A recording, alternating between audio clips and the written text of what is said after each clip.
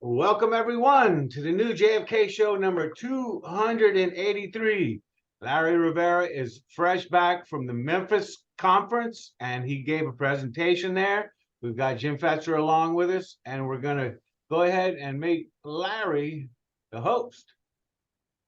And he's going to go forward with the presentation. Any thing you want to talk about before your presentation about the conference? One of the most incredible experiences for myself was going up to that pyramid, the Bass Masters, Bass Pro, the fishing company. You know, they have this big pyramid right downtown Memphis. We went, it's like 3 football fields up, and you go right through the middle up this elevator. You get to the top, and they have this nice plexiglass platform up there. You can take pictures and everything. Really good. I mean, incredible. Go ahead and Google that, you know, and inside it's a classic Illuminati symbol, needless to say. Of course. And you get to the top of the pyramid, you know, and you get to, you know, mystify yourself. And look, how many times have we used the JFK when they have that building with the pyramid? Right, of course. Yeah, absolutely, you know? Absolutely. So, yeah, that was Holy Diamond Guard has brought up a lot of that. Yeah. What's happening with him? So you had a good conference there, huh? Yeah. You know, it's well, you know, we let me tell you, you know, actually, the lights. I didn't tell you guys earlier when we were talking Friday morning, while Mal Hyman was presenting, the electricity went off. Boom, total darkness. Okay, I was telling Jim that they had put us in the basement there, but Mal, Larry, that shouldn't happen. That had to be deliberate. Well, let me tell you, it was quite an experience because Mal, you know, being Mal that I know that he persisted, and they came in, they brought this LED light, and he continued. Thank God that David Knight, who we have had on this show before, had everything backed up, you know, with battery. So what a brilliant guy! What a brilliant guy, Larry. Yeah, so we were able to continue, and once Mal, you know, had his little LED light, you know, over his book, where he was able to continue his presentation, and for the next 45 minutes, and then the lights came on within the hour. But it was such an incredible moment there for that conference in Memphis. It was now over the weekend. We got to have him back on again really soon. We have a part 2 with him. Yeah, he's anyway. Yeah, David, you're talking about David. Yeah, David Knight. So anyway, I have this, and we're going to just go through this and see how far we can get through on this one here about Lee Oswald's passports and what has been added, which I'm sure our people are going to be very, very happy, you know, with, you know, how this whole thing turns there with Lee Oswald's passport, and why the one from 1963, D092526, had to be suppressed, you know. And so let me see, are we there? Okay. Yes, we are. Exactly. Yeah, we saw this. Is it still there? Are you there? Is it still there? What? That's asking, is a building. I'm sure. Yeah. Well, Gary, you and I went there when. No, but I went there about a year ago, and I don't think it's there any longer. Really? I'm like 95% sure. I really looked. You and I took pictures in front of that. When was it? 2014. Yeah, that was like 6-7 years ago. Yeah. Cool. So anyway, that's where the passports were found. You know, not at Ruth Payne's garage. All right. And we talked about his meager possessions of flip-flops and some well-worn shoes there, you know. And I don't know. It looks like one of those striped towels there at the top left. And this is what the DPD went and confiscated on 23. That was a Saturday. And are those the passports right in the middle? No. The passports we'll see now. And they were found here. And this is why I want to put this out. So anybody who, you know, follows the show, Jim and Gary, go ahead and take down this URL. And that's where you will find the passports. You know, we don't want to hide anything. We don't want to. That's a pretty obscure location, Larry. Absolutely. You got to go. And I was talking to Gary Shaw because he said that this is a repository that anything that had to do with government documents, for example, Dallas Police Department, this is where they ended up in. But very, very interesting that these were actual contact prints of photos of the passports that the DPD very astutely took of these documents when they were inventorying them for the FBI. And we talked about before how the as you can see the fingers there and how this was done to hold down these Larry, if they hadn't done that, these would have disappeared. Oh my God, Jimmy, you don't know how important we're gonna get to that, all right? Because ladies and gentlemen, this is the crux of the case right here, the setting up of Lee Oswald here. So in a crude but effective manner, they were held down on a flat surface and photographed at close range. Tips of the fingers seen in these photos, which belong to the person who held them down to facilitate the processing. Afterward, they lay dormant in the DPD archives until they were digitized and transferred to a Texas historical website, which is the one that we're showing here. This one is the passport 17334242, which is the one that he used to defect to the U.S. This is the one that they put all over the commission, Commission Exhibit 946. And look at it, and I think we might have gone over this, the quality, of this, which is our contact print versus the one commission, right? Yeah. Okay, and we went over this, and this is so very important here because here we have a pristine photograph of that same passport, the one that he used to go to Russia. Notice how fuller his face and his physique is. Obviously, this is a man closer to 165, okay, versus what we find in Dallas here. This is the summer of 1963. And this is the photo, the actual photo that of his passport, the renewal form, dated 24 June 1963. And it was published as Commission Exhibit 781, Volume 17. But, we get the renewal form, okay, but we do not get the actual passport. Now, what I did was I used these photos, both since we have such very, very nice and pristine photos of both the old passport and the renewal one.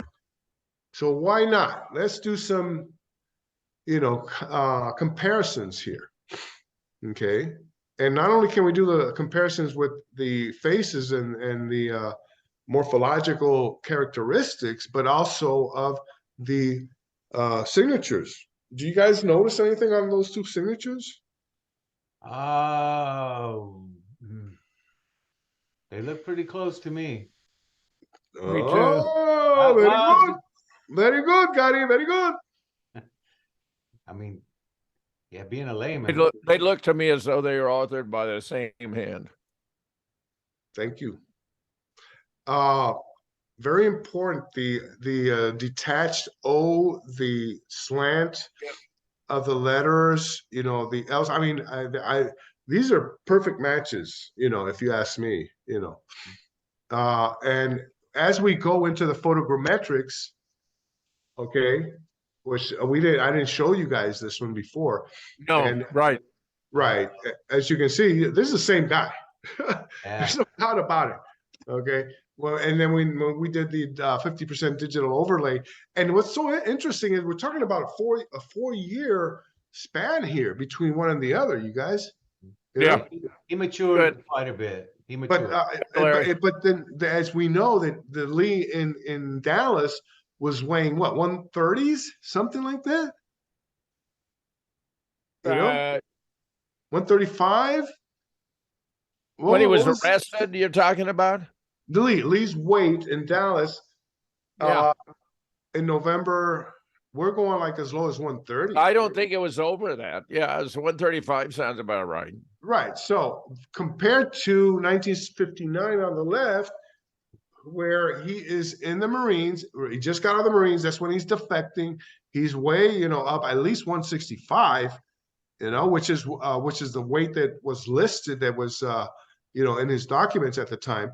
So you can see that between one and the other that there's a difference in the face, Anyway, let's go on. And the 50% overlay shows that the features line up perfectly. Same guy, same signatures. I mean, a 4-year difference, Yeah, Very it's good. interesting. Yeah. So, and this is the passport, the old one, and this is the DPD. Okay. And this is the Warren Commission. Okay. And these are the actual. They use an inferior version. Well, why would I? And as you can see, like at the bottom, it looks like there's like some water stain or something at the top. Yeah. I don't know. And don't forget. I think that's because they had that mess on the pages that are so crucial, Larry, that they wanted to make it all look consistent. Well, don't forget that we're going to find out who received these passports in a minute. Yeah. Specifically. All right. And I want to, and possibly if we have time, I don't think we're going to have, we might, about the Torbett document and who that person was, but I don't want to, mess it up here. These are the visas, when he went to Russia. Okay. And these are the actual photos taken by the Dallas Police Department. These are contact prints that I enhanced, okay, from the Texas repository that I just showed you guys. Okay. And here's another page of that passport. This is the old one. See, you guys, 8 October 1959. Got it? Okay. Next. This is, and I think we talked about this before, June. This is the visa to allow June to travel with the family, which would be Marina and Lee. Okay. Now, let's fast forward to 22 November, and we got this passport folder, which the State Department produced for the FBI on the same day of the assassination. Jim and Gary, Pretty fast work. Seemed like they had it all figured out. Yeah, I mean, you think they just can't make this up, But, okay, now, Jim, you take it over here. Warren Debris. Go ahead, Dr. Fetzer. Well, it's not until Tuesday, 26 November, that New Orleans FBI agent Warren C. Debris signs with the evidence found at Lee's rooming house, which includes both passports item 449 and 446 in this inventory. So you see up here, the red arrow, 449, and there is that old passport, the one that he renewed in New Orleans. Okay.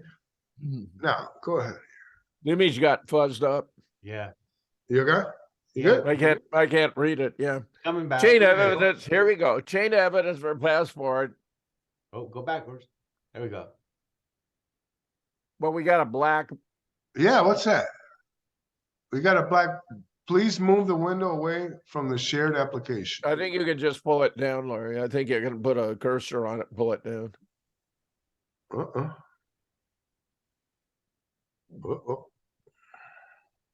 Okay. No, chain of evidence for. We got that one. Yeah, there's the next page. Hold on, Chain evidence for passport. Yeah, hold on. I'm gonna stop the share. Yeah, you want me to pause it? Yeah. Okay. Chain of evidence for passport DO92526 appears to end with FBI agent Warren Debris on 26 November 1963. And right there with the double arrow, there is D092526. Okay, and Lee Oswald's passport. Go ahead.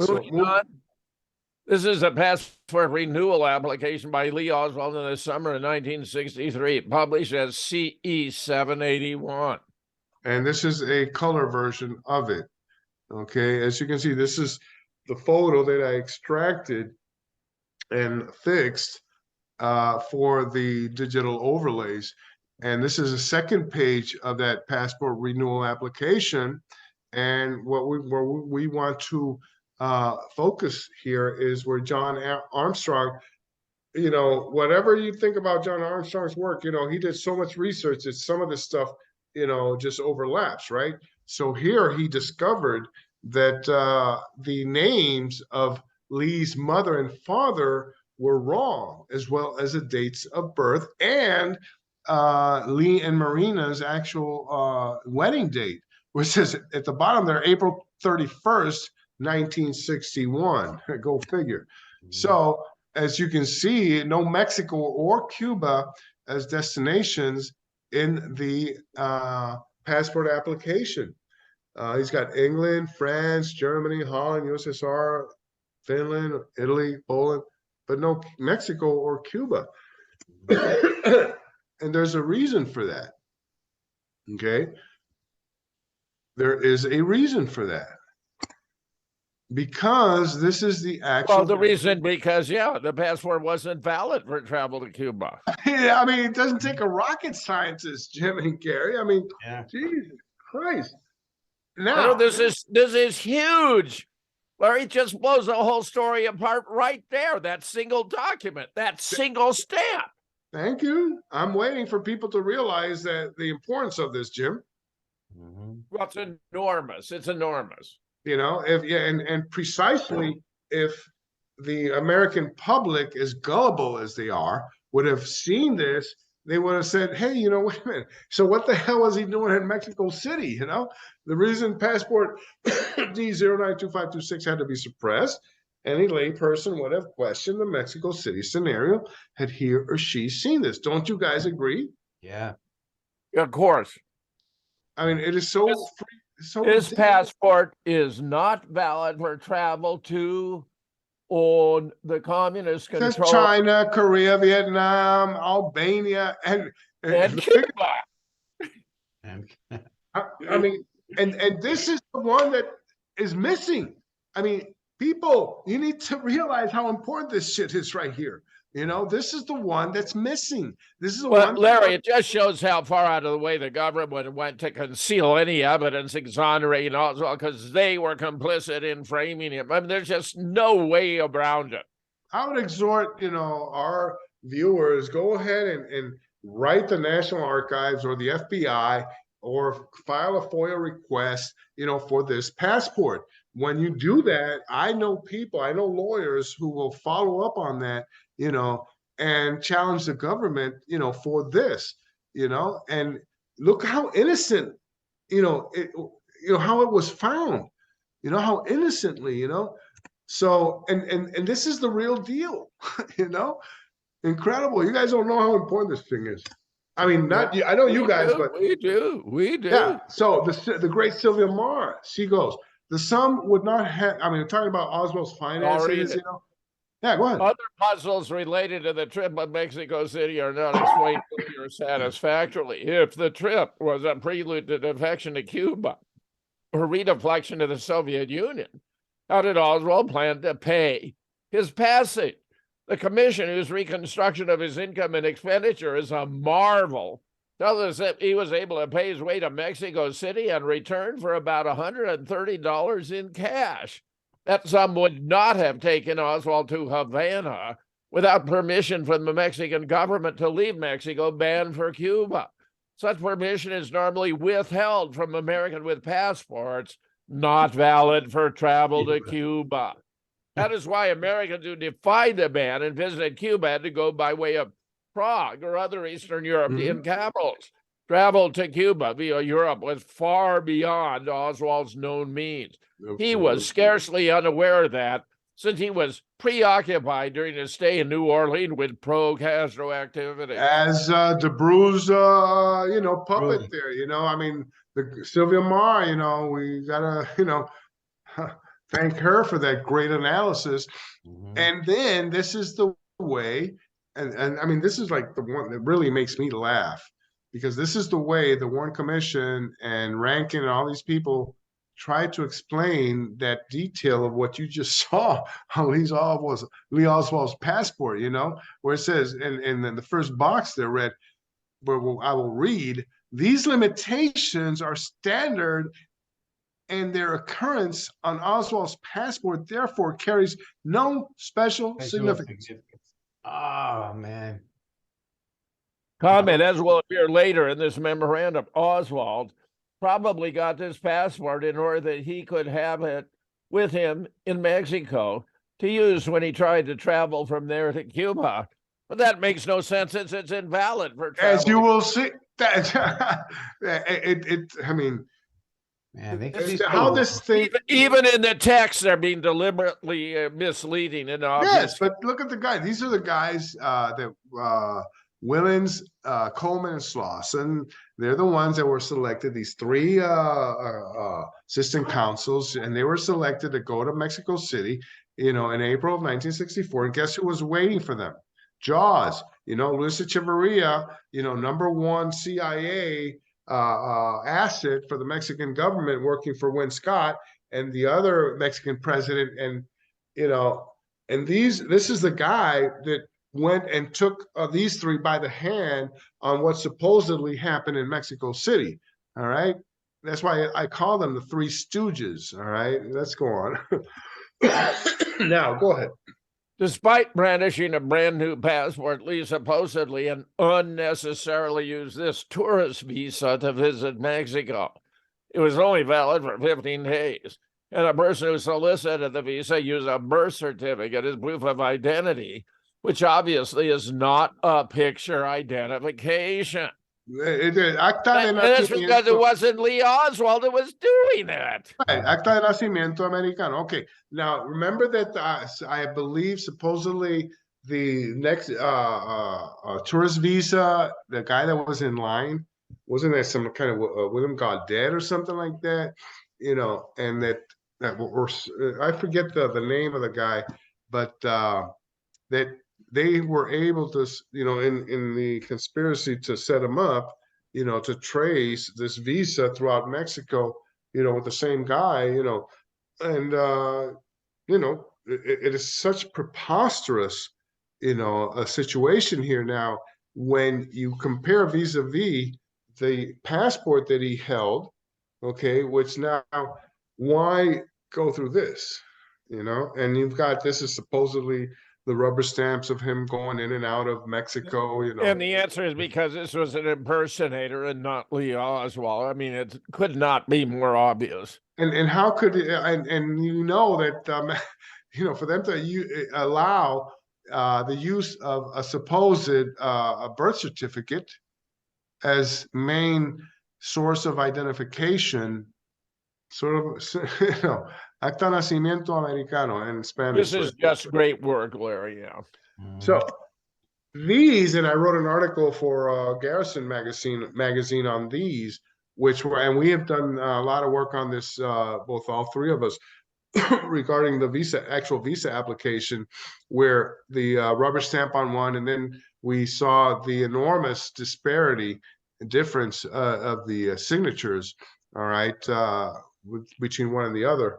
And at the top there, where they attempted to use this passport, and here it is, D092526, as the main instrument to accompany the to certify who the person was soliciting this visa, knowing now that this passport was complete crap, bullshit, there's not valid to go into Cuba, which now makes this document appear to be, I don't know, what do you guys think? It's like, let's go back here, this, and we're going to look at these now, because we're going to focus on these two documents, and some of the stuff we're going to reveal now, it's going to just flip some of our people out here, and because of regarding the authenticity. Okay, sure, including the signatures. That's one, but and this is, again, where I'm going to continue to bring this one out. This is the actual passport, the pictures, and thank God that we have the DPD, Jim and Gary, who took it. Yeah. I mean, it's ironic. It's ironic, Larry, because the DPD was actually responsible for framing Oswald. No, and dig this. I was talking to Gary Shaw this weekend, and I said, Gary, because I mean, this has really hit the fan on this. And I said, Gary, would you think there would be a possibility that Roscoe White might have been the one taking these? You know, and he said, you know something? It's very possible because Roscoe had become what had been at the Dallas Police Department. He started there in October as a photographer. All right. So, hey, you know, So those may be Roscoe's fingertips.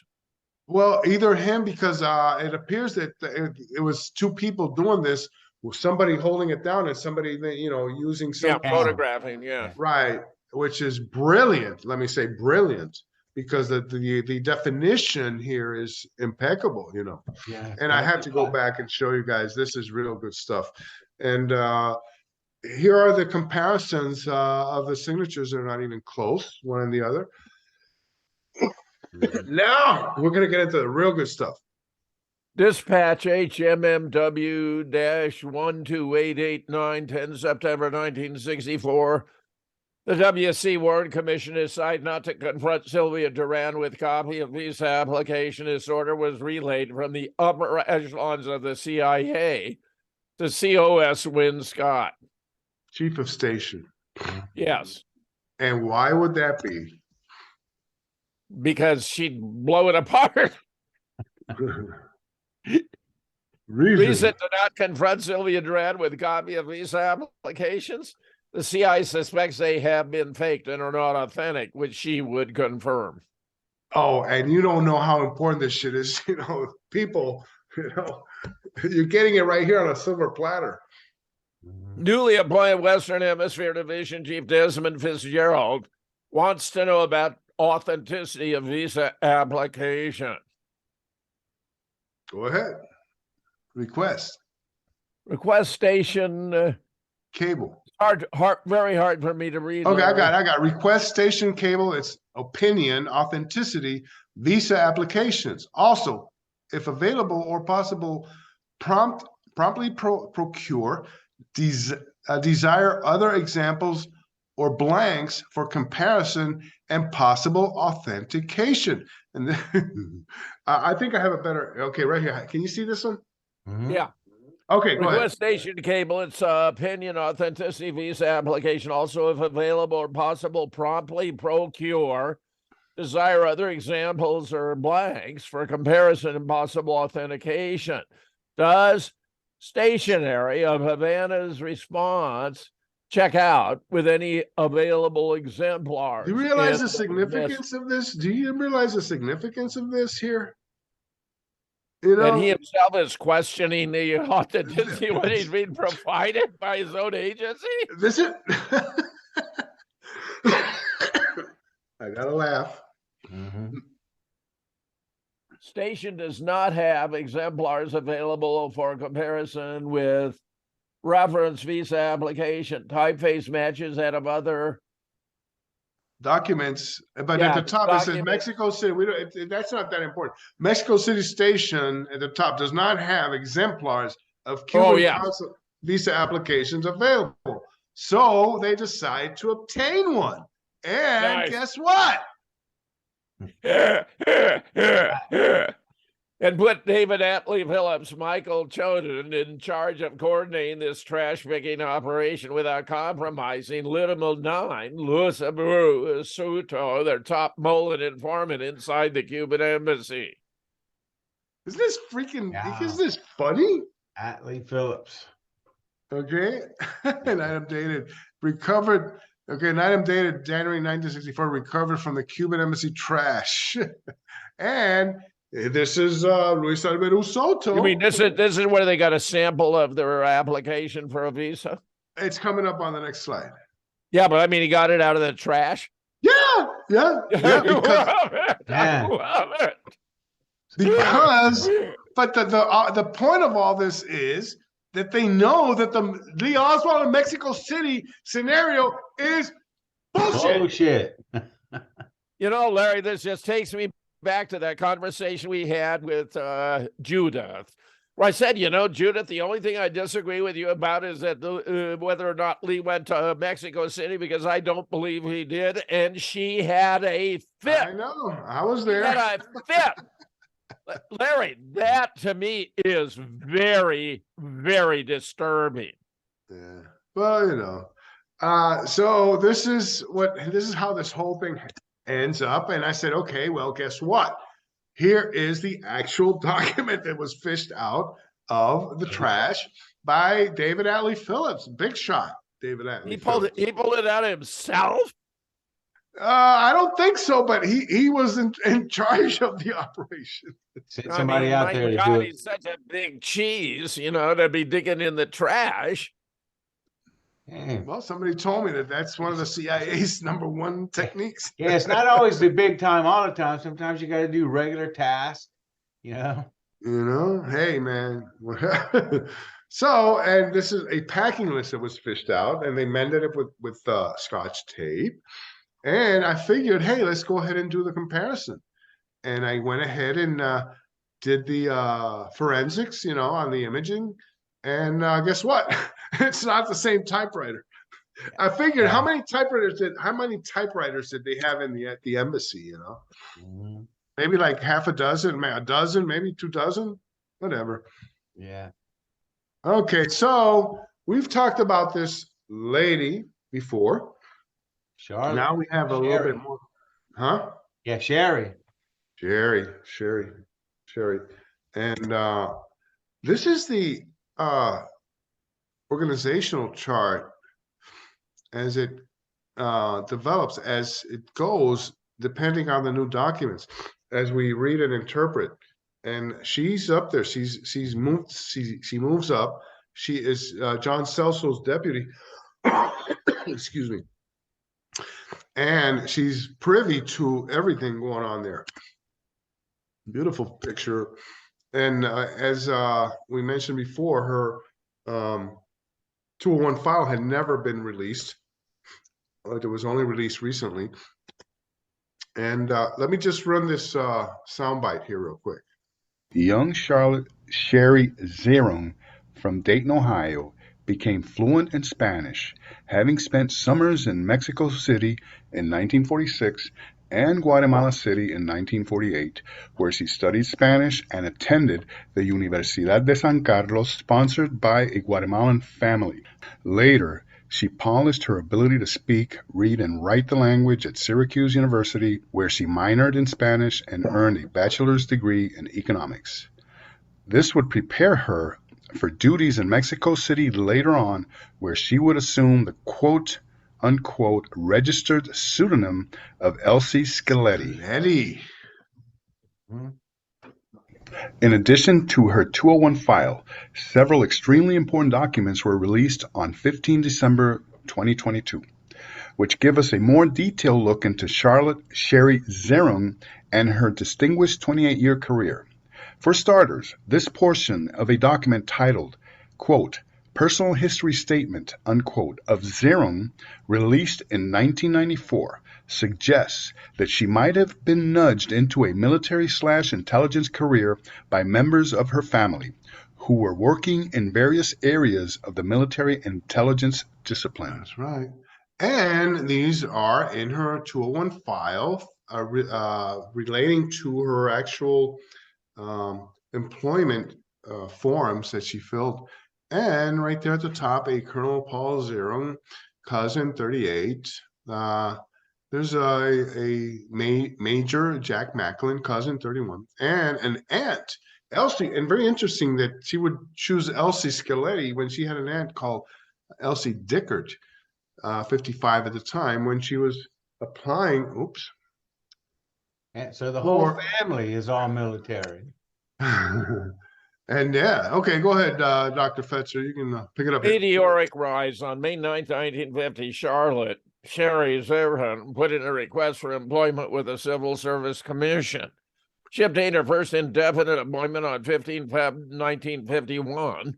Began working for the Office of the Secretary, Division of Geography Research Branch, Department of the Interior, as a statistical draftsman, a position with a GS3 rating. On 16 October 1951, she obtained clearance and security approval for access to classified material, and by December 1951 was a bona fide CIA intelligence officer in Brazil with a GS5 classification, working as a reports officer. Another quick step up the ladder occurred in April of 1952.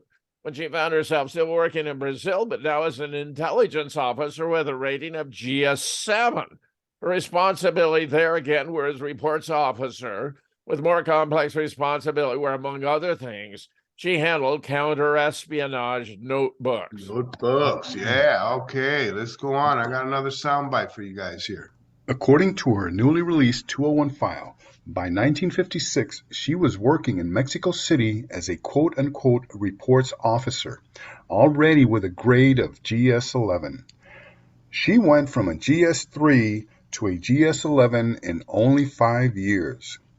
Here's a fitness report dated 4 November 1957, which places her in Mexico and covers the period 28 August 1956 to 27 August 1957. She came and went between Mexico and Washington on quote-unquote tourist visas, working TDYs, tours of duty, spending most of her time in Mexico. Ooh, this woman is hot. And here we find a first indication of Sherry being involved in Liemti as early as 1958. Liemti being, and you guys saw how many shows we've done on this, the photo surveillance operation project, which encompassed complete surveillance of the Soviet and Cuban embassies in Mexico City. Okay, for I don't know how many years, probably like 20 years or something like that. And it just turns out here that she is the case officer for this operation. We're only now finding out about this, you know? And so when we go a little bit further down the road on the Mexico mystery man, remember? Who doesn't know who that guy was, you know?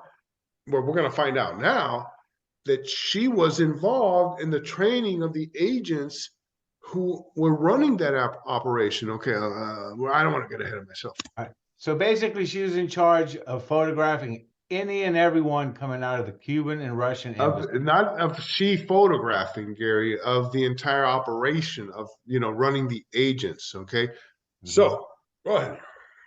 Abbreviation contained in Charlotte Z from 201 file. CE counterespionage, CI counterintelligence, FI foreign intelligence, CA covert action, TDY tour of duty. TDYs or tours of duty were extensively used by the CIA to move agents around the chessboard of covert activity anywhere in the world. Thus, those who were moved were not counted as local station employees. Usually, these agents traveled on tourist visas with various expiration dates. Charlotte explained the arrangement in this document related to the Philip Agee investigation, where she was mentioned in his tell-all book inside the company CIA diary on page 512. And I just want to interject real quick there. That was very traumatic to her because she had never been mentioned in any books. And here comes Philip Agee, who blowing her cover. Okay, ends up living in Cuba of all places, who exploded with this book. Okay, and just to give you guys an idea of, if you wrote a book on the CIA, like Victor Marchetti, whose book was completely eviscerated, okay, and then you have Howard Hunt, okay, who also, but then you have Philip Agee, who was, and he goes overseas to publish. So he's under no restrictions whatsoever. And that's when, Charlotte comes out in his book, and that's where, she started to worry, So go ahead. Phil probably knew that Mexico was my first overseas assignment, and possibly that I had a medical hold before. He knew I'd spent many years in Branch 1. He was privy to almost everything going on at the Mexico City station. He knew I was assigned to Mexico under tourist cover, but worked inside the embassy. He knew my husband was here as a professor at the University of the Americas. I can't see the lower Okay, line. I'll finish it. Of the University of the Americas, and that he did not work for BK Trust, which means CIA. So, in 1959, recommendation for promotion to GS-12 by Colonel J.C. King himself, also known as Oliver Galbon, Chief, Western Hemisphere Division. And as you follow the red arrow, And he goes, during the past 2 years, she has been the responsible case officer for several FI, foreign intelligence, and C, counter-espionage projects. Okay. And we're talking about 1959. Okay. Yeah. So let's go on. I'll give you guys a sound bite here. How's that? In March 1961, at the age of 32, Miss Zerum married 39-year-old university professor Argentinian Cesar Bustos Videla, assuming his entire surname and completely dropping her maiden Zerum. Bustos' family connections in Argentina were in the military arena, where he was employed by the Argentine Air Force stationed in Washington, D.C. from 1951 to 1958 with the Argentine Air Attaché Office. Certainly, this appears to have been a convenient proposition, as this action essentially gave her a new identity during a very tumultuous time in Cuba-U.S.-Soviet affairs. The other side of the argument would point to the fact that she was involved in ultra-secret and sensitive work, which would require her to change her name in order to protect her family in Dayton. Bear in mind that her registered pseudonym was Elsie Scaletti, so this extra layer of security would appear to be uncommon. Let's go on. And regardless of the reason, Before allowing the marriage yeah. to proceed, Bustos' family was thoroughly investigated by none other than CIA Deputy Chief Personnel Security Division Charles S. Phelan himself. Can you see what's in the red box? I can't read it. Okay, I'll get it. Okay, real quick. Subject is 32 years of age and has been employed by this. I mean, this is important. Agency since 1951. She is an intelligence officer. Okay, GS-12. Washington, D.C., was indoctrinated for special intelligence on 29 December 1960. Subject was married on 18 March 1961, and immediately thereafter, she and her spouse took a 2-month trip to Western Europe, including Western Germany. And Phelan, down at the bottom where he okays it, and the second page, don't laugh, okay, called for some very specific actions by her, which included providing full backgrounds of a slew of new Argentinian in-laws. So it would be safe to assume that she complied in as much as both her career and marriage continued uninterrupted. And here's the form. And not only is Caesar going to marry Sherry Bustos, Sherry Zero, but he's got all tons of brothers and sisters. Yeah, Javier, Armando, Arturo, Gustavo, Humberto, Juanita, Elsa, Marcelo, Hugo, Ofelia. The form ran out of space. So all of these have to be investigated by before they'll let him get married. That's right. Before the CIA will Every allow. brother, every cousin, just everything has to be cleared, not to be Well, I mean, working the other side. Is this ridiculous or what to you guys? Or is this? I mean, Well, it really reflects that Hey, he you was think they would have done this with JFK when, remember, he was hanging out with those German spies? Yeah, this really reflects he was very high level, and they had to make sure there were no moles or whatever, or Yeah. embarrassing relatives, no funny uncles. And I want to thank our network there of supporters there who provided this one. Remember, Gary, a long time ago. And here's a fitness report for 1962, grade GS-12, unerring perfection. Unerring perfection. We'll just go gloss over these. Here's We wish Here's we one wish 19... we could attain such a level. No, and I'm going to show you guys here. 1963, the year of the assassination, General Excellence. Go to the left here, at the bottom there. To the right says satisfactory, outstanding, satisfactory, outstanding, outstanding. Those were the grades that this woman. oh yeah, Charlotte. Yep. Always got an A+. And we would have never known about this had the new documents been released, guys. All right. 1963, recommendation for promotion to GS-13. She's getting up there. J.C. King again. Okay. Oliver Galbon, who later on becomes, we just talked about, is replaced by Desmond Fitzgerald over the visa thing. This guy didn't give a shit about the visa applications, but then Desmond Fitzgerald said, hey, are those things for real? We just talked about that. All right. Okay. So She is the soul and motor of that desk, managing many of its operations and supervising its staff, many of whom she has trained. So very important. She has trained. Okay, we'll get back to that now. We saw some of these. Okay. Yeah, but I like him. I like him. I like the photos in the center. Sherry Zeta Bustos at Winscott's third wedding in Mexico City, 1962. Best man. Padrino de Boda. Adolfo Lopez Mateos arrived with groom Winscott and future president Gustavo Ozan, Yes, so it does. the bride right behind. Citing Bustos, Hadley, Phillips, and others formed the greeting line to their right with his union. Lopez, Matos, and Scott essentially became compadres. Isn't that scandalous? Wow. Isn't that freaking scandalous? I think this is one of the few photos where you can really see how beautiful she was. So many of the But others. you're gonna see better than that. You know, I'm sorry that I couldn't get a frontal shot, but I did actually. So you guys know, this one right here, I was able to extract enough. Yeah. Okay, to do an overlay with the one at the beginning, and at least we can't do it because of distortion, but the level, okay, where the eyebrows and the nose and the mouth and the chin are perfect. Yeah. Okay, so trust me, yeah. it's her. And the other thing about you, if you look at her eyebrows, she's got this nice arc here, and you'll see it also coming out. And the thing about the pearl necklaces, but that's not neither here nor there. You know, anybody can say, "Oh, pearl necklaces." She's always in pictures, but I'm talking about morphological similarities. Yeah, sure. Good Pastor Bustos and Phillips and Green Line receiving wedding invitees. Man between Lopez and Scott at right appears to be Jack Whitten, aka John Sesko, who was Sherry's and Chung Bustos' immediate supervisor. She was his deputy. He was WH3.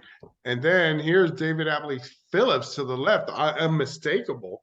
And, you know, from just going and looking at the videos and comparing the photos, it's got to be Ambassador Thomas Mann right here, who had a lot to do with what was going on in Mexico City in November. You know, he had a lot to do with the Mexico mystery photos, you know, and trying to finish the setup of Oswald. You know, he had his nose big time into that situation there. And our favorite, Scott. We got three presidents of Mexico with Win Scott. Yeah, it's a spook, man. Okay. That's amazing photographs. Yep. Oh, this is wonderful. I love this one on the left. You know, Yep. you really get a sense of her. Just delightful. And even better here. Yeah, wonderful. See the arc there? You can see the eyebrow, you know, the eyebrow line there on the right there that we can see on the profile. She reminds me of Sean Young in the film No Way Out. With She's beautiful. She is beautiful. And you never would have thought she was one of the biggest spooks out there just by running into her. Thank you. And here it comes right here. Go ahead. She could. And here it is noted that at the time of the JFK assassination in 1963, Zerung Bustos was an ops officer in Mexico City. The fact that she was involved in CIC, EFI, and CA covert action operations suggests that as an ops and intel officer, she was on the same level as David Sanchez Morales. But Morales working out of Miami and checking in at GS-14, just 2 levels above Charlotte. A product of misogyny in the military and intelligence circle, but that's amazing to me. You know, she charmed the pants off these guys, Larry. She charmed the pants off of them. They had to be in love with her. But you know something, that we are only now getting a peek into this scenario, Jim. So is she still alive? If it weren't for you, we'd have no idea. Yeah. No and clue. Trust me, there are some people that are very jealous of that, but we don't want to talk about that now. Anyway, is she still alive? Somebody had to be first. That's right. So eventually, my God, and there's good reasons for that. Well, you know, because I don't have an agenda. I don't have an agenda. I don't have any aspiration. Your agenda is truth. Shit, you know, your agenda, like Gary and mine, is the truth, the whole truth, and nothing but. That's all. Monetary aspirations for any of this shit, you know. Eventually, Sherry be recommended for promotion to GS-14 by none other than the blonde ghost himself, Ted Shackley, David Morales' longtime boss. And right there at the bottom here, if you can't read it, I'll read In it for you. summary, we have here an exceptional officer who has been performing at the level of GS-14 for some years. It is now time to promote her to that grade commensurate with her performance, and which she so justly deserves. Do you think that she might have leveraged her upward her ascension Ability. Yeah. in the CIA Yes. in some way? She was just good. She was just good. And here she is in the Lienvoy. You guys know that we've been working on Lienvoy for probably 5 years. You know, we've been doing on the wiretapping operation in Mexico City. And guess who's at the top there of these are the Lienvoy documents that had to be submitted on a yearly basis to fund the operation, the project. So they would submit all these documents, show how great they were. And they had to show who was running the show. And right at the top, who's running the show? Charlotte Bustos. Our gal, man. You know? So, according to the memos in her file, go ahead. She was in charge of operation and the training of operatives. Lienvoy and Liempty documents also show her as case officer for those operations as well. By 1963, she was GS-12 and locked in on future promotion, which would lead to the ultimate prize. In her HSCA secret testimony, she admits rising all the way to chief of station of an unnamed CIA venue. Thanks to the newest document release of 15 December 2022, the city and country will be revealed shortly. Man, how about some quotes, you know? One of the key people working for me was Charlotte Bustos Videla, John Whitten, a.k.a. John Seesaw, HSCA deposition. Rare degree of amiability and cooperativeness. Fitness report 1962. She is the soul and motor of that desk, managing many of its operations and supervising its staff, many of whom she has trained. And we're going to talk about the most important guy that she trained, because we've talked about that dude before, you know? Go ahead. Documents from a Liempty report shows Bustos as a case officer in 1960. Recall, she had been working on Liempty since 1958. According to this document, she trained Liempty 1, a.k.a. Roman Durande, a.k.a. Raymond Alvarez Durant, the most important and notorious Liempty agent ever, mentioned prominently in the Asham cable. That's right. Asham, the great Asham, Alan Dulles. You guys, you know, and we're going to present that again here because, you know, I got to, you know, ingrain this into people who are really interested in this, because this is so freaking important. All right.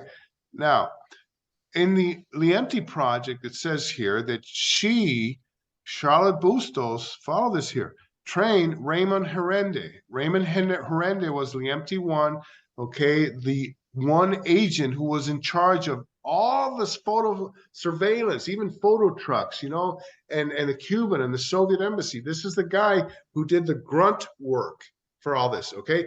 And we've been talking about this guy for, I don't know how many years, Jim and Gary, 5 years since the new documents came out in 2017, okay? So Raymond Herende is trained by Charlotte Bustos on flaps and seals. It says it right here, flaps and seals. And that's nothing more than opening mail, all right, copying it and resealing the envelope, you know, and sending it on, you know, on its way. And this is what Bustos, Charlotte, Sherry trained this guy. So this is the connection. This is the document that connects these two individuals. Okay. Now, this is the Asham cable, Alan Dulles. In it, where we see number 2 right there on the left, only remaining hope would appear to get Asham to prevail on the commission, not only retouch, we've talked about, how many times have we read this to our viewers here? Background and photos, but also retouch face to degree obviously not identifiable with Ruby, but also not with the actual subject of photo, which suggests that they know who. Book hold. No. So on the right, it says Scantling and Herende, and who stand to be personally compromised in any serious police investigation. Okay, and this all comes out when the FBI released the Mexico Mystery Man photograph. Now, this is horrendous, and Ramon Alvarez, and just to show you where he stood in all this organizational chart right there at the top, and he's the one running La Cala, La Lyric, Wow. Limited, Photoshop, and he's running about 16 agents for Bustos. Wow. Yeah. Okay, so and these are the guys, Jim and Gary, that are supposed to produce photos of Lee Oswald at either the Soviet or the Cuban embassy, and guess what? They were never able to do that. Why? Because it never happened. It wasn't there. By God. Okay, now here. Wow. Bustos This document from the empty report shows Bustos remained case officer of that key surveillance project well into 1966, showing her at the top. Recall it was this project that came up with a Mexico Mystery Man photographs on 22 November 1963. And this is what I was just talking about. Let's go straight into the detail. When Scott knew who the Mexico Mystery Man was. We got this urgent communication on 22 November 1963. 22 November 1963, the day of the assassination from Win Scott, the Western Hemisphere Division Chief J.C. King, a.k.a. Galver Galbon. Photographs of a certain person who is known to you. Can you? I don't know about you, but yeah, I don't know about Like smoking gun. You want a smoking gun document? Yeah, that is about as good as it gets. I agree. It's got this now, you know, I have a woman up in Toronto tells me this is Walter Kabinski. Well, whoever it is, Clyde Forshaw. Do we know who it is? Whoever it was known to J.C. King. And Win Scott made sure that it was on record, that it was on paper. There it is. Well, he doesn't look remotely like Lee Oswald. I mean, there's not. no way. And that is why Hoover released this to the public, because he wanted to get even with the CIA. All right. So, and we're almost done. Well, no, maybe. Mexi 6453. This is the very first cable. I want to go over this very quickly. This is the one that establishes two things: an American male who spoke broken Russian, number one, and number two, that this guy was big, 35 years old, receding bald, receding hairline and whatever, 6 feet tall. Obviously not Lee Oswald. This is the first one that comes out. Okay, an American male who speaks broken Russian. Okay, now the problem of all this is that the envoy report does not mention an American male who spoke broken Russian. He says English-speaking man, okay, as seen here in this envoy report. We have done this one before, and right here, where they're linking the Mexi 6453, okay, English-speaking man with the Soviet embassy, and that is the point of this whole thing. They cannot go and say American male who spoke broken Russian, and then in the report it says an English-speaking man. And of course, Lee spoke fluent Russian. He was not broken Russian, fluent. Thank you. Exactly. That's the main point. That's one of the points. But the thing about this is that the report does not say a man who spoke broken Russian. It says English-speaking man. This is so very important, because in his book, Bill Simpich, he just writes that, okay, it's just an innocent mistake. That's not so. Man. Okay. Well, the guy in the photograph has twice the heft of Lee Oswald. I mean, there's just no comparison. There's no comparison at all. The physical characteristics, but here we're talking about, because what I'm going to show you guys now, this is the way it was handled. This is the way it was handled when a Russian-speaking female contacted the embassy on 2 September 1963. Now, this is the way it should have been handled, and listen to this. On 2 September 1963, a Russian-speaking female contacted the Soviet embassy and asked for Sviatoslav Fedorovich Kuznetsov, KGB. She identified herself by name and as a professor from New Orleans. She gave the address of her apartment and asked for a meeting. This lead was promptly followed up by station investigative assets who identified the woman and learned that she was attending a philosophers' conference at the University of Mexico. She returned to the United States on 17 September. All available information was forwarded to headquarters for passing to Odenvi. Odenvi means FBI. Now, that is so important because that is protocol. That is exactly the way it was supposed to be handled. Okay. Now, when you got a supposedly Oswald visit, they should have done exactly what you see here, Jim and Gary, and then forward everything to headquarters and let them decide what to do with the information. Okay. You don't know how important this is because it establishes how they went about their business. Okay, and these obviously the 10 October 1963, the twin cables, okay, from Bustos, supposedly from Bustos. Okay, she was just following orders. Okay, and again, they are still adhering to the physical characteristics. But here, if you look at the first paragraph here at the left, it says Lee Henry Oswald. Yeah, And the reason that is there is because there was a mole hunt. Okay, Angleton and his people, specifically Jane Roman, Eggeter, they were trying to find. I don't know why this happens in this whole case, but they were trying to find a mole, and by putting that Lee Henry Oswald in there, they were able to mark the communication, in case that something happened where, that mole would be revealed. It's a long story, and right now it's not something that we want to get into. Okay. But this is the second cable.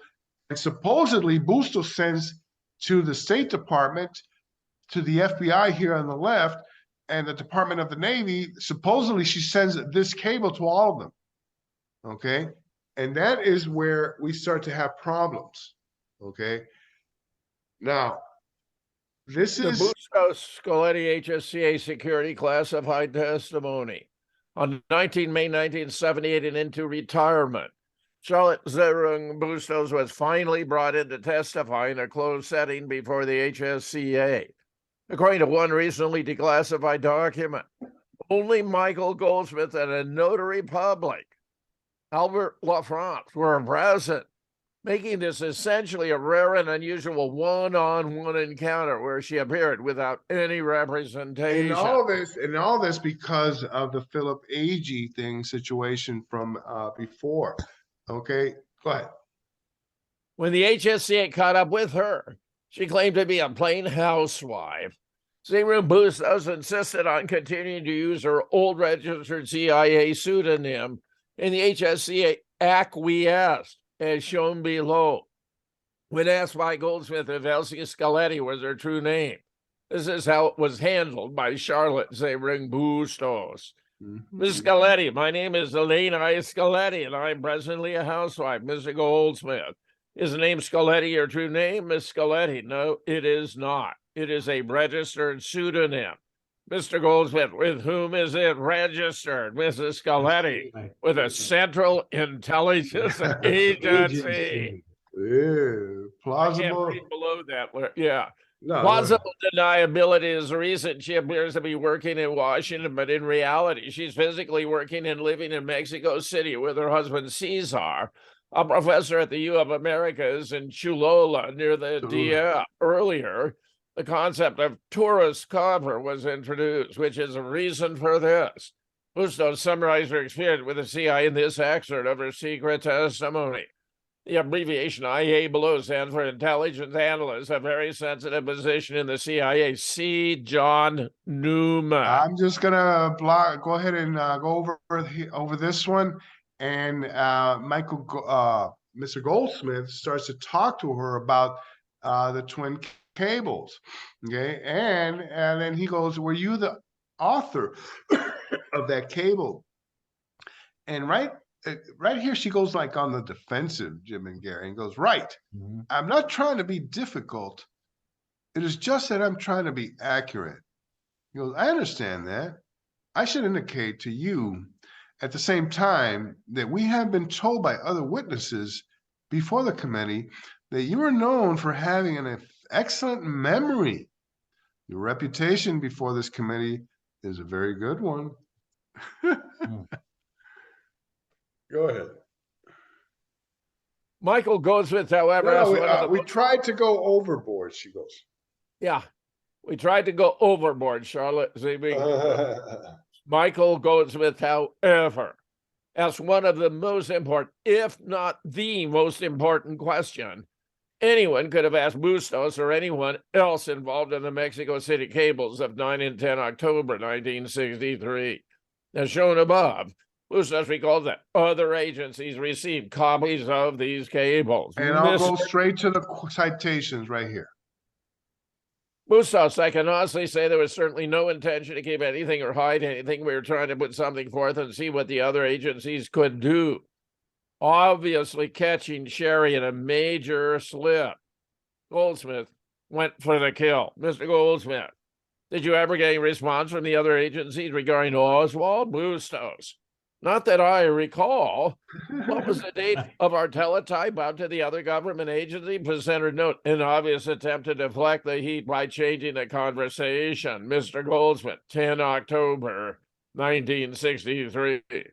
It's quite possible that no responses were registered from any agency because, simply put, they never received anything in real time on those specific days of 8. I thought it was 9 and 10 October 1960. I don't think so. No, I don't think or so. any days close to those dates. As seen above, the proper procedure was to send information to headquarters and let them disseminate and determine who received what.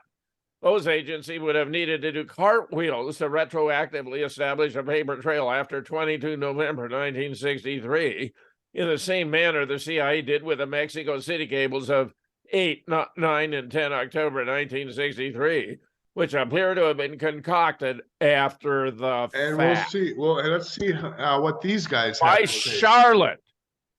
Peter Dale Scott's suspicion about the stream of the cables of October rings true and deserves reiteration. With the new releases, the number of unanswered questions about Lee Oswald, the subject is now greater, not less than before. However, one hypothesis at the center seemed more and more reasonable.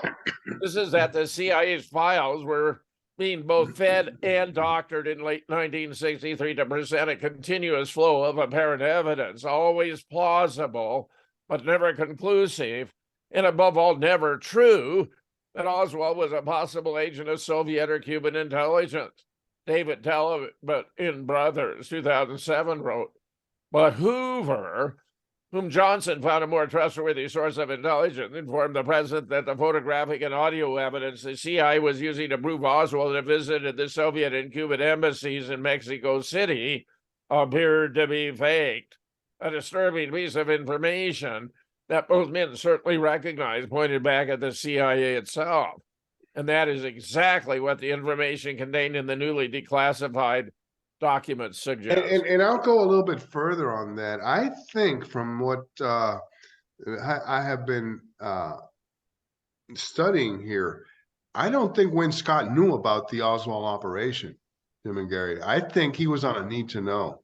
And at the end, he was forced to go ahead and try to retroactively, create the evidence on the Oswald. That's what you're saying right here.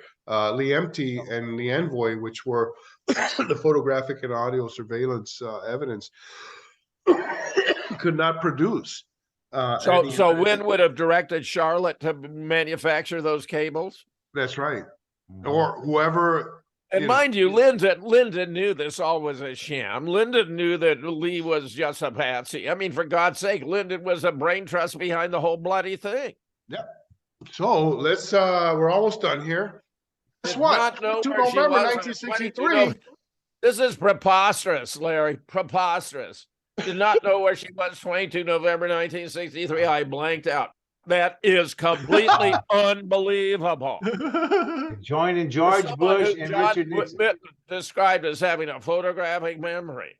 These few passages from HSCA tested she not have been on the level. Mr. Goldsmith, do you recall where you were Friday, November 22nd, 1963, Miss Scoletti?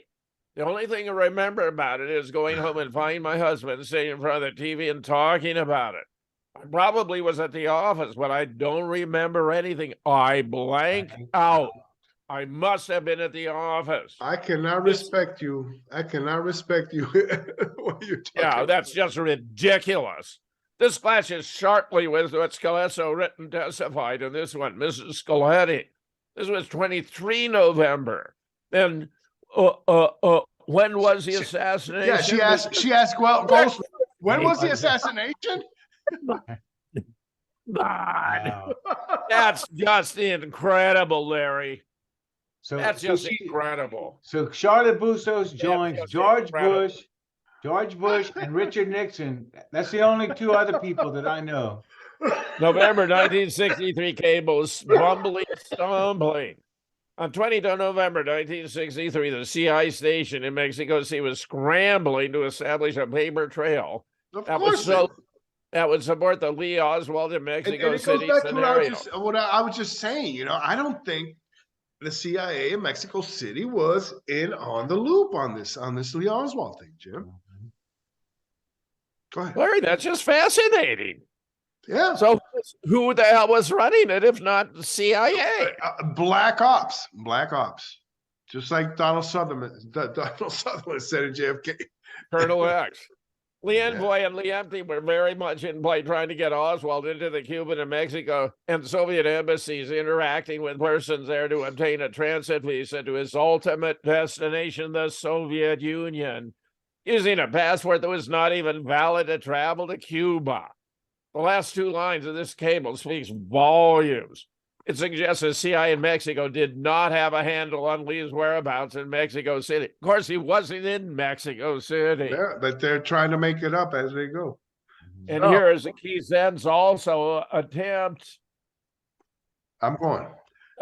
to establish identity of Oswald. This cable sent by your boss, Don Scott, John Whitten on 22 November 1963, and probably prepared by her, describes how the CIA station in Mexico City was listening to Voice of America broadcasts, reporting on the Kennedy assassination, the urgency with which they were scrambling to obtain a photo of Lee to compare with EMT take. Bear in mind, Zebroom Bustos worked directly under Whitten.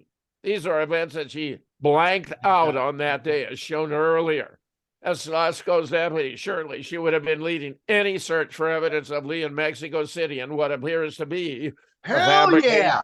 She would have been top of the list on looking for audios. I mean, she was the one, Jim and Gary. He had been instructed to never talk about any of this, and so she deleted that's why she reached such a lofty position that we're going to see that right now. Boom. Nothing comes out of this mouth. Yes. So, right. And this is how they found out about the assassination. They're listening to the VOA broadcast. Yeah, right. At the station, So some technology that they had over there. A shortwave radio. According to VOA broadcast. Okay, yeah. Trinidad and Tobago, permanent change of station in July 1974. Charlotte Zebroom Bustos, at the time GS-13, was promoted to chief of station at Port of Spain in the tiny island nation of Trinidad and Tobago in the Caribbean. This action by the CIA was unprecedented, considering the degree of misogyny which existed in the military and intelligence communities, dictating a woman's place in those respective hierarchies. Simply put, women were not appointed to such lofty position anywhere in those entities at the time. What do you guys think? What do you guys think of that? Well, I kind of think it was rewarding her for having done so well in Mexico City. That's a very good point, and I'm going to give you the next position on that, okay, to your point, but I'm going to go further than that, okay, as soon as you finish here. It would take decades for that to happen, but one cannot help but consider this initiative might have been a reaction to new investigation into CIA activity that were on the horizon, such as the Church and Rockefeller commissions were isolating the human bustos would have been necessary for obvious reasons. Trinidad would have been just a ticket. This is a document that shows her appointment at Chief of Station in Port of Spain, Trinidad in July 1974. Bear in mind, this was precisely the information for some reason she did not want to come out during her secret HSCA. Right, test. and remember our good friend Warren C. DeBrew? He was sent throughout South America at precisely this time Right, to carry this. Right, just a coincidence. Just a coincidence. Oh, just a coincidence? Right, that's right, Larry. They tucked her away, man. They just had to tuck her away until it all blew over. See, you know, this is such a story. You just can't make this shit up, man. You know? It's just so fascinating, like, because it's so obscure, and for you to piece it all together is just a stunning piece of investigative research. I just applaud you. Hardly And anyone would I'm know. gonna go. You remember Herende, and we've talked about this, okay, in other shows when we did the full investigation on Liemti.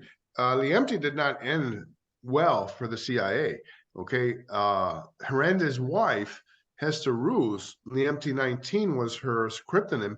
She blackmailed the CIA over $2,500 that over ostensibly information on the Mexico Mystery Man and Leon Oswald in this whole thing, you know, and the CIA ended up paying her $2,500 upon her signing a confidentiality agreement that she would not talk about this. And we're talking about the MMM, the Mexico Mystery Man, because these are the people who were, I showed you the chart there, involved in this surveillance of the.